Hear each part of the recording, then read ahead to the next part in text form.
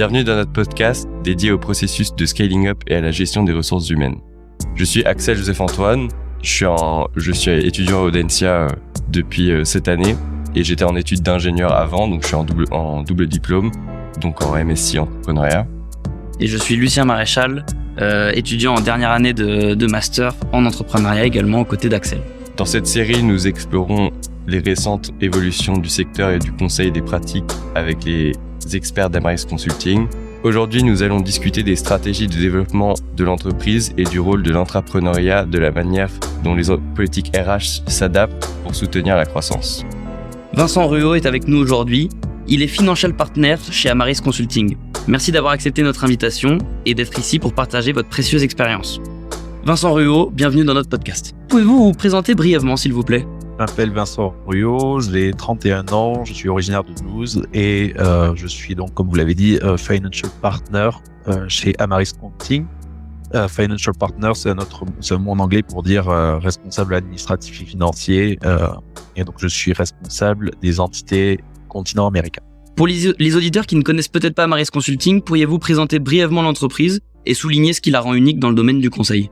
Alors, Amaris Consulting, c'est une entreprise de conseil en technologie. Elle a été créée en 2007. Aujourd'hui, on est présent un peu partout dans le monde, dans 60 pays. On emploie 7600 talents environ et on a 110 nationalités qui sont présentes dans le groupe. Qu'est-ce qui fait qu'elle est unique dans le domaine du conseil ? C'est premièrement son indépendance financière. C'est-à-dire que tous nos actionnaires sont des personnes physiques, on va dire. On n'est pas coté en bourse, où ça nous laisse une liberté totale pour élaborer la stratégie dont on a envie. Et on a aussi un esprit très entrepreneur dans le groupe, c'est-à-dire qu'on va innover pour s'adapter à nos clients. On va leur proposer des solutions sur mesure, vraiment adaptées à leurs besoins. On va être très rapide, très flexible, et donc les clients vont avoir une très grande proximité avec nous. Est-ce que vous pourriez nous parler un peu de votre parcours professionnel ? Qu'est-ce qui vous a amené à travailler chez Amaris ? J'ai fait un master en administration d'entreprise à l'école de commerce de Grenoble, avec une spécialisation en finance, et j'ai commencé ma carrière en contrôleur de gestion. Pendant 5 ans, j'ai travaillé à Paris dans 2 entreprises différentes. D'abord dans une filiale du groupe Atos, qui est un groupe d'innovation, de services informatiques aussi. 2 ans et demi chez Atos et 2 autres années, cette fois-ci chez Flammarion. C'est un éditeur de livres qui fait partie du groupe avec Gallimard. J'ai fait du contrôle de gestion dans des entreprises très différentes, ce qui m'a permis d'avoir pas mal d'expérience en finance. Et au bout de ces 5 années à Paris, j'avais envie de partir à l'autre bout du monde, de découvrir quelque chose de différent. Et vu que je parlais un peu espagnol, j'avais envie d'aller découvrir un peu l'Amérique latine. Et donc, en cherchant du travail en Amérique latine, un de mes amis qui travaille dans le même groupe chez Amaris m'a fait part d'un poste qui s'ouvrait en Colombie. J'ai passé les entretiens chez Amaris. J'ai beaucoup aimé la philosophie du groupe. Et puis, c'est comme ça que l'aventure a commencé, on va dire. Ce qui me plaît chez Amaris, c'est pourquoi j'ai décidé de les rejoindre, c'est justement cet esprit start-up dans une grande entreprise, on va dire, parce que en fait, il y a tout à faire. Moi, je suis arrivé en finance ici. Il fallait un petit peu créer en termes de finance. Et donc, c'est ce qui m'a plu, c'est-à-dire que on n'est pas limité à des postes en tant que tels. Il y a d'opportunités, on peut faire en fonction des besoins de l'entreprise. Le poste évolue au fur et à mesure. Rien n'est figé dans le marbre. Il y a toujours des nouveaux projets, des nouvelles choses à découvrir, des nouvelles choses à faire. Et c'est ça qui m'a plu chez Amaris. C'est pour ça que j'ai décidé de rejoindre l'entreprise. D'accord, donc vous avez un rôle assez polyvalent au final. Je suis responsable sur les entités d'Amérique, que ce soit Amérique latine et Amérique du Nord. Mais concrètement, je vais faire le lien entre toutes les parties finance et les autres parties du groupe, c'est-à-dire entre la comptabilité, le contrôle de gestion, mais aussi avec les ressources humaines, le légal, ce qui va être les commerciaux, les chefs de projet, etc. Pour en fait justement faire des analyses, etc. pour pouvoir piloter financièrement l'entreprise. Donc, vous diriez que dans une journée type, vous faites pas uniquement de la finance, vous faites tout un tas d'autres activités.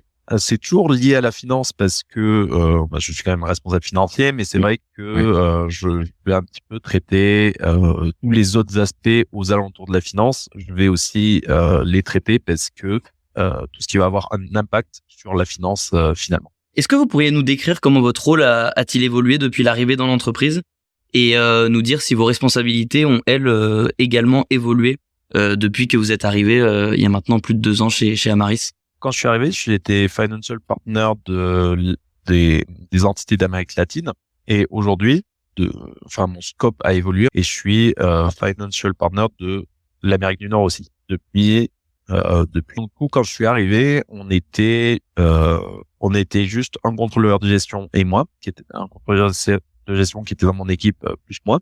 Et au fur et à mesure, il y avait tout à créer. Donc, j'ai créé des processus, j'ai recruté des personnes, etc. Je suis manager d'une équipe de 5 personnes. J'ai vraiment fait grandir l'équipe de management à ma responsabilité. Ça a été la première évolution de mon poste. Puis au fur et à mesure, j'ai intégré l'Amérique du Nord pour développer tout ce que j'avais fait sur l'Amérique du Sud, sur l'Amérique du Nord. Voilà. Donc mon poste a évolué à la fois en agrandissement de scope, mais aussi en agrandissement d'équipe. Où j'ai renforcé ma position de manager. Et au-delà de ça, j'ai aussi eu l'opportunité de devenir, on va dire, general manager du bureau de Medellín, c'est-à-dire que nous à Medellín, on a toutes les fonds support de l'Amérique, du continent américain. C'est-à-dire que toute la partie, ceux qui font le business terrain, les chefs de projet, etc., sont dans les pays en tant que tels, c'est-à-dire ça va être en Colombie à Bogota, au Chili à Santiago de Chile, au Mexique à Mexico, au Canada à Toronto par exemple, etc. Les chefs de projet vont vraiment être sur le terrain là-bas et nous à Medellín, on est toutes ces fonctions support. Ça va être la finance, ressources humaines, recrutement, informatique, etc. Et donc du coup, moi, je suis manager de tous ces fonds support ici pour créer du lien entre tous et les accompagner en fonction de la stratégie de l'entreprise. Dans le cadre de sa stratégie de croissance, Amaris a acquis des sociétés ayant des activités similaires telles que Little Big Connection. Comment la stratégie d'acquisition a-t-elle soutenu l'expansion et quel impact ces acquisitions ont-elles eu sur la structure commerciale globale d'Amaris et peut-être précisément dans votre contexte en Amérique? C'est vrai que historiquement, Amaris Consulting est la première entité du groupe. Donc depuis 2007, le groupe a grandi, a acquis d'autres entreprises. Little Big Connection en est une. On a Valuement, Portalia, etc. Enfin, maintenant, on est un groupe qui a changé de nom. Ce n'est plus Amaris, mais Mantoux Group. Donc Mantoux est vraiment le groupe en tant que tel, avec plusieurs marques, dont la marque historique est Amaris Consulting. Donc au fur et à mesure de la croissance, l'idée est quand même de rester dans l'accompagnement des entreprises, dans le secteur de la technologie et de l'humain. Le marché évolue rapidement, notamment avec l'essor de l'IA. Comment Amaris adopte-t-il l'IA pour rester compétitif et comment cette évolution technologique a-t-elle affecté votre stratégie de mise à l'échelle? Alors effectivement, on a intégré l'intelligence artificielle très tôt, depuis ça fait maintenant bientôt 2 ans, je crois, que ChatGPT a vu le jour. Nous, en tant qu'entreprise expert en technologie, on a bien vu l'opportunité que développer l'intelligence artificielle. On s'est tout mis à utiliser l'intelligence artificielle dans toutes les différentes zones où c'était possible. Par exemple, tous les employés ont le droit à ChatGPT+ pendant 3 mois pour tester et essayer de mettre en place de nouvelles choses. Aussi, on a Copilot, qui est l'intelligence artificielle de Microsoft. On a eu une période d'essai pendant, alors je sais plus combien de temps c'était, il me semble que c'était 6 mois, où on l'a utilisé régulièrement pour voir comment l'adapter à chaque métier. Donc, en fait, tous les différents métiers, que ce soit finance, recrutement, les chefs de projet, les consultants, etc., on a tous eu la mise à disposition de ces intelligences artificielles pendant une certaine période pour pouvoir le tester et créer et pouvoir proposer des solutions. On a aussi des open sessions tous les mois pour nous donner des exemples comment on peut l'utiliser. En fait, c'est vraiment des moments tous les mois où on peut apprendre sur ces outils pour pouvoir ensuite automatiser. Et puis au-delà de ça, donc ça c'est pour les fonds support utilisés dans le recrutement, dans la finance, dans les RH, etc. Mais au-delà de ça, on a une offre Amaris Consulting qui est vraiment dédiée à l'implémentation de l'intelligence artificielle chez les clients. Donc voilà, Amaris Consulting en tant que tel a fait très tôt pour utiliser l'intelligence artificielle pour se développer. Ok, super. Vous utilisez et vous proposez l'intelligence artificielle. C'est ça, exactement. Donc avec 7600 personnes dans 60 pays, comment Amaris assure-t-elle que les bons talents sont recrutés et retenus pour soutenir ses ambitions d'expansion, et quelles stratégies de recrutement ont été essentielles pour trouver et gérer les meilleurs talents à échelle mondiale? Alors en effet, le recrutement, c'est un peu le pilier de notre stratégie, parce que le but, c'est de recruter les meilleurs talents qui vont ensuite aller chez nos clients. Les consultants qu'on va envoyer chez le client pour développer les projets dans ces entreprises-là, ça va être un peu la vitrine de Amaris. Si on recrute les mauvaises personnes, ça va dégrader notre relation avec les clients, et donc du coup, on peut perdre le client, on peut perdre les projets, etc. Au contraire, si on recrute les bons talents pour les bons postes, le client, la relation avec ce client-là va se renforcer, on va gagner de nouveaux projets et on va pouvoir se développer. Donc vraiment, le recrutement des talents, c'est vraiment le cœur de notre activité. Et donc, quelle stratégie on a adoptée? L'idée, c'est d'avoir tous les recruteurs au même endroit. Donc ici à Medellín, on a une équipe de 16 recruteurs, toute l'Amérique. Et donc du coup, l'idée, c'est d'être vraiment le plus proche du business possible, pouvoir recruter les meilleurs talents. Aussi, côté fonction support, moi en tant que financier, je vais recruter des talents en finance, des contrôleurs de gestion, des comptables, etc. Et pareil, il y a une équipe de recrutement qui est dédiée pour m'aider dans le recrutement. Donc concrètement, Amaris a fait du recrutement sa base, trouver les meilleurs talents, que ce soit pour aller chez les clients, pour les fonds support, pour soutenir tout cela. Donc a fait de recrutement la partie centrale de toute l'activité, en fait. C'est comme ça qu'on arrive à recruter les meilleurs talents possibles. Et donc pour vous, les recrutements que vous faites à l'échelle de la Colombie, par exemple, ou même de l'Amérique, est-ce que c'est local, est-ce que c'est notamment local? Est-ce que vous faites surtout des recrutements dans les universités locales, ou est-ce que c'est plutôt aussi en France ou un peu partout dans le monde? Pour le coup, je suis donc basé à Medellín, donc je vais faire des recrutements uniquement à Medellín. Après, il va y avoir des équipes qui vont être basées en France, ou par exemple à Barcelone pour recruter en France, etc. Qui a sa propre région va faire ses recrutements sur la région. C'est vrai que nous, on peut aller par exemple dans les universités à Medellín pour aller faire des recrutements à Medellín, etc. Ou alors on fait du sourcing sur LinkedIn pour trouver des bons talents, etc. Ce qui s'est passé aussi, c'est que on peut faire appel à des contrats spécifiques comme les VIE pour attirer des talents français ici à Medellín, par exemple. C'est ce qui m'est arrivé pour moi, pour le coup, vu que j'ai commencé en VIE. C'est quelque chose qu'on a développé à un certain moment, justement au moment de l'essor de Hub de Medellín il y a 2 ans.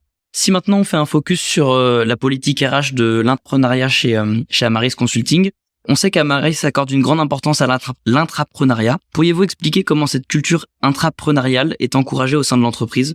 Pour nous, l'intrapreneuriat chez Amaris, c'est vraiment prendre des initiatives. On va inciter les employés à améliorer les processus, à améliorer les outils, à améliorer les façons de faire. On va toujours essayer d'avoir un œil neuf sur ce qu'on fait. Donc c'est ça un petit peu notre politique intrapreneuriale. Par exemple, moi quand je suis arrivé, en termes de finance, il n'y avait pas forcément trop de processus, d'outils, etc. Il y a tout à créer en fait. Donc je suis arrivé, j'ai mis en place des processus, j'ai agrandi l'équipe, j'ai fait du lien avec les autres équipes, etc. pour que le monde comprenne ce qu'il fait et pour aider à automatiser des choses, etc. Donc je suis arrivé, j'ai mis en place concrètement.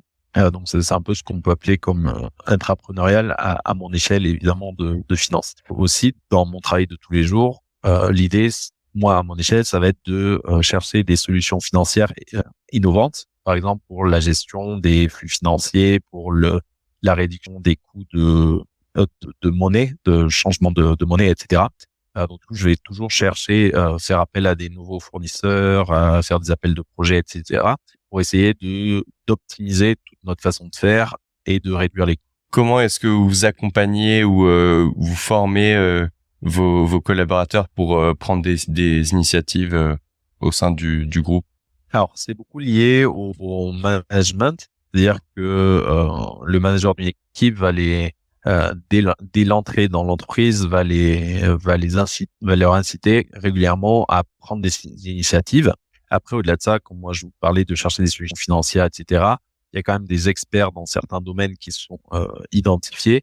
C'est-à-dire que si moi je veux améliorer nos flux financiers, je peux demander à un expert en trésorerie de m'aider sur ces sujets-là. Du coup, on va avoir ou si je veux faire des recherches sur les impôts qu'on paye, etc., sur les taxes internationales, je vais demander à l'équipe dédiée taxes de m'aider sur ces sujets-là. Donc, dans notre façon de faire, on va avoir des experts qui sont mis à notre disposition pour améliorer les process et réduire les coûts, optimiser notre façon de faire. Et comment Amaris s'assure-t-il que les employés se sentent habilités à prendre des risques ou à expérimenter sans craindre l'échec? Et est-ce que vous avez des exemples d'histoires de réussite ou d'exemples de projets qui n'ont pas fonctionné, mais qui ont quand même contribué positivement au développement d'Amaris, de par l'expérience que ça a engrangé? L'idée d'expérimenter sans craindre l'échec, justement, c'est un peu ce que je disais, être force de proposition.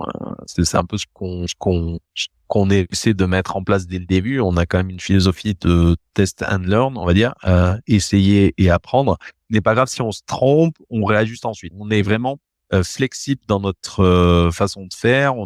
On est agile en fait dans tout ce qu'on fait. On va essayer, on va apprendre, et si on se trompe, on ajuste. C'est notre philosophie. Quand quelqu'un rentre dans l'entreprise, c'est ça qu'on va lui apprendre. L'idée, c'est vraiment expérimenter et ne pas craindre l'échec. C'est exactement ça.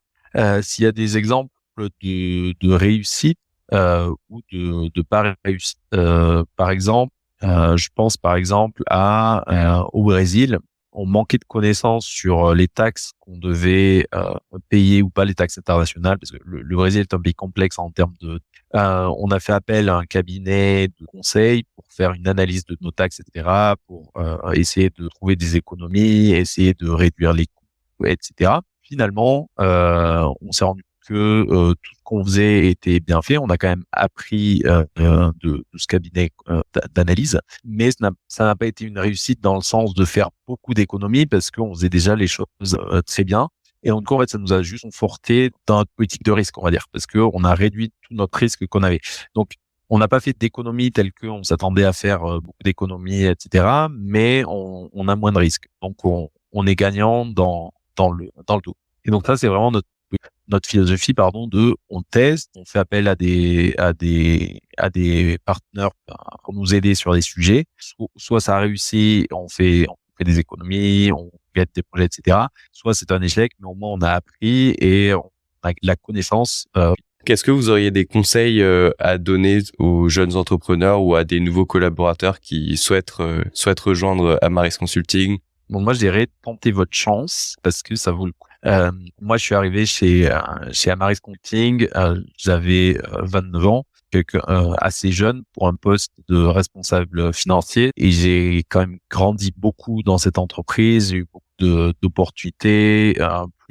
Plus j'ai, au fur et à mesure de mes 2 ans, plus j'ai fait du travail, plus j'ai rendu des rapports, plus j'ai aidé au développement de l'entreprise, plus j'avais de nouvelles opportunités.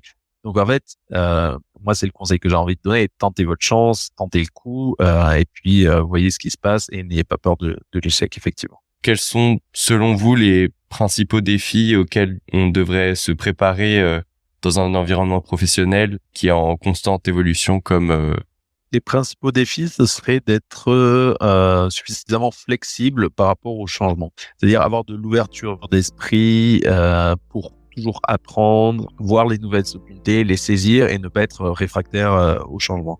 Parce que justement, on est dans un monde qui change, et si on ne saisit pas l'opportunité dans le mouvement, on risque de se retrouver derrière. Alors que si on surfe sur la vague, on va dire, c'est là qu'on va avoir beaucoup d'opportunités. C'est comme ça qu'on peut grandir sur un petit peu. Monsieur Ro, merci beaucoup pour d'avoir participé à notre podcast.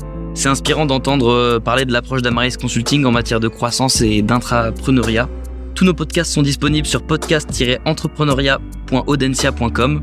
Et encore une fois, mille merci, Monsieur Ruot. C'était extrêmement intéressant. Merci beaucoup. Avec plaisir. Merci à vous pour l'invitation. Merci.